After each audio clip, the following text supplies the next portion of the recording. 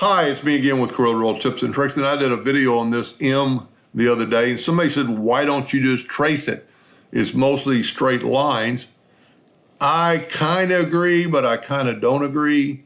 So we're going to trace it.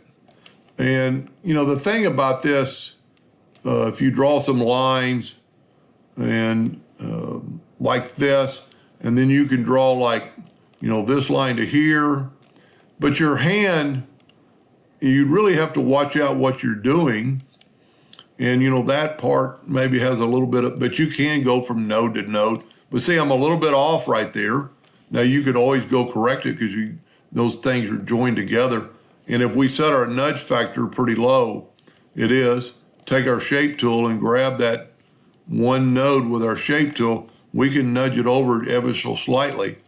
Now, the only problem I have with it is the curved tools in it. And same thing here, I'm just slightly maybe over a little bit too much.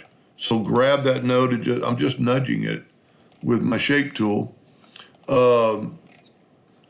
These curved parts, I still think my way would be quicker, but you could do it this way. And if we go from that node down to, say, there, and if you held down your control button so it'd be perpendicular, you could trace that line right there with a 3-point curve line.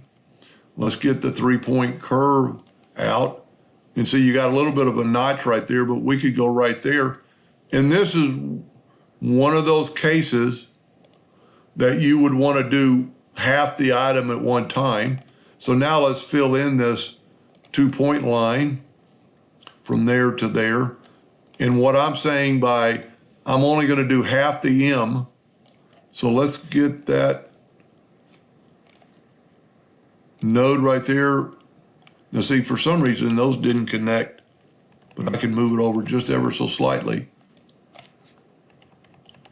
Those really should connect. Now do the same thing on this other one. We're going to take a 2-point line to kind of go from that node to that node so we have a box now. And I would just put a line, down the middle and then get our 2-point line again, our 3-point curve line, and go from about that node to that node. And we can manipulate that later. And I'm just going to go show this gentleman that I think I could already be done in the time I'm taking to do this. So we've got like half the thing done. So let's set our nudge factor on let's see how big this thing is. It's just less than 2 inches. So let's set our nudge factor on 2 and grab that black and move it out of the way. See, as you can see, we have half the thing done. So all we have to do now is take a 2-point line, holding down the control button so it's perfectly perpendicular, and have it snap to that node. And you can see my M's off a little bit, or well, I didn't snap to it very good.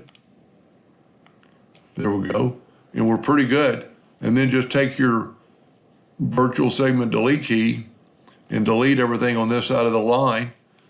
You could actually go ahead and delete that line and that line, that line. So you have, this is going to look pretty good, I think. So then Control D and make a duplicate, and while holding down the control button, move this 2-point arrow. And it did trace pretty good. I have to admit, I am going to put a rectangle around it in case the smart fill messes up, and it did, so we've got a leak somewhere. But what we can do there is just kind of visually look, see where we have the leaks.